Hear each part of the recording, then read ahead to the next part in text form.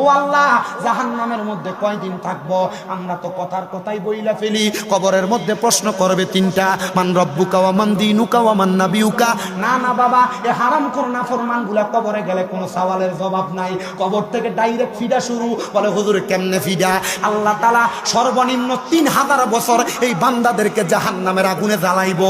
জাহান্নামের আগুনে এমনি জ্বালাইতো না, জাহান্নামের আগুনের রং হবে তিনটা, একটা লাল, একটা সাদা, একটা কালা। লাল রঙের আগুনে 1000 বছর জ্বালায়া, সাদা রঙের আগুনে 1000 বছর জ্বালায়া, কালা রঙের আগুনে 1000 বছর জ্বালায়া বান্দারে তাকাসুর নামক একটা জায়গাতে দাঁড় করাইবো। দাঁড় করানোর পরে ওই বান্দাকে প্রশ্ন করবে, বান্দা কি বলো, বলো কি বলবা বলো। ওরে বন্ধু, আপনি কোন অন্যায় করলে কেউ যদি মাত্র 3টা বেতের বাড়ি দিয়ে আপনি আপনার অন্যায়ের কথা স্বীকার করবেন, তখন তো বান্দা মাফ চাওয়ার কথা, আল্লাহ আমারে মাফ করে দাও। বান্দা তখন মাফ চাইবে না, বান্দা 3বার বলবে পানি পানি পানি। এই ময়ে ময়ে 3বার শব্দটা ব্যবহার কইরা বান্দার জবান দিয়া যখন বের করবে, ওই বান্দাটা তখন এই চিৎকারের সাথে পানির কথা বলবে। আমার নবী যখন এই কথা বলে, নবীজির মসজিদে নববীর মধ্যে আমার নবীজির 70 মতান্তরে 72 জন আহলে সুফফার সদস্যরা বসে আছেন।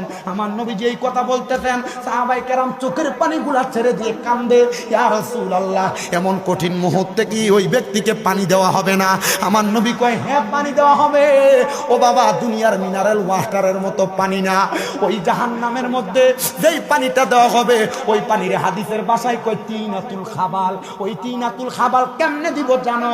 একটা গরম লোহার পাত্রকে, একটা মগেরে লোহার আগুনের কয়লা যেমন লাল প্রজ্বলিত থাকে, একটা লোহার পাত্রে এমন প্রজ্বলিত কইরা অন্যান্য জাহান্নামীদের রক্ত আর পুজে বোতলের মধ্যে, এই পানির পাত্রের মধ্যে করে বান্দাকে দেওয়া হবে।